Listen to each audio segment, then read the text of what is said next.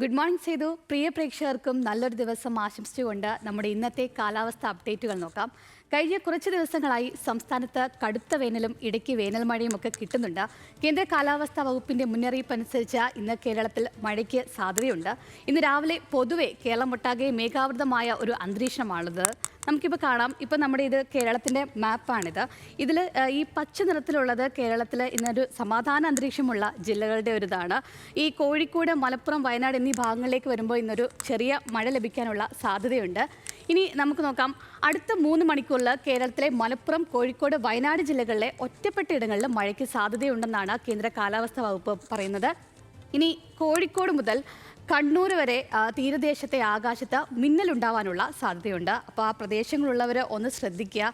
മിന്നലൊക്കെയാണ്, വേനൽ മഴയുടെ സമയമാണ്. ഈ സമയത്ത് മിന്നലൊക്കെ വരുമ്പോൾ ഒന്ന് ശ്രദ്ധിക്കേണ്ടത് വളരെ അത്യാവശ്യമാണ്. പിന്നെ ഈ മിന്നലിനൊരു പ്രത്യേകതയുണ്ട്. ഈ മിന്നലിന് ശബ്ദമുണ്ടാകില്ല. ഈ ശബ്ദമുണ്ടാവാത്തതിൻ്റെ കാരണമെന്ന് പറയുന്നത് ക്ലൗഡ് ടു ക്ലൗഡ് എന്ന പ്രതിഭാസമാണ്. അതേസമയം ഇന്നലെ കോട്ടയം, പത്തനംതിട്ട ജില്ലയുടെ മിക്ക ഭാഗങ്ങളിലും മഴ ലഭിച്ചു എന്ന് അറിയാൻ കഴിഞ്ഞിട്ടുണ്ട്. ഇന്ന് വൈകുന്നേരത്തോടെ വിവിധ ജില്ലകളിൽ മഴയ്ക്ക് സാധ്യതയുണ്ടെന്നുള്ള ഒരു അറിയിപ്പാണ് നമുക്ക് കേന്ദ്ര കാലാവസ്ഥാ വകുപ്പ് മുന്നോട്ട് വെച്ചിട്ടുള്ളത്. പൊതുവെ കേരളത്തിൽ ഇന്ന് മിതമായ താപനിലയായിരിക്കും ഉണ്ടാവുക.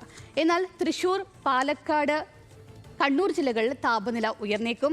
Thrissur 37 degree Celsius, Palakkad 35 degree Celsius. ഇനി തൃശ്ശൂരിലേക്ക് വരുമ്പോൾ അത് 37 ഡിഗ്രി സെൽഷ്യസിലായിട്ട് താപനില ഉയരുന്നുണ്ട്.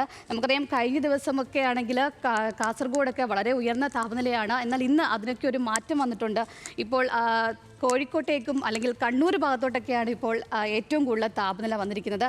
എന്തായാലും സേതു, ഇന്ന് പൊതുവെ വളരെ നല്ലൊരു അന്തരീക്ഷമാണ് നമുക്ക് പ്രതീക്ഷിക്കാവുന്നത്. ഇനി നാളത്തെ കാലാവസ്ഥാ വിവരങ്ങളുമായി നമുക്ക് നാളെ കാണാം.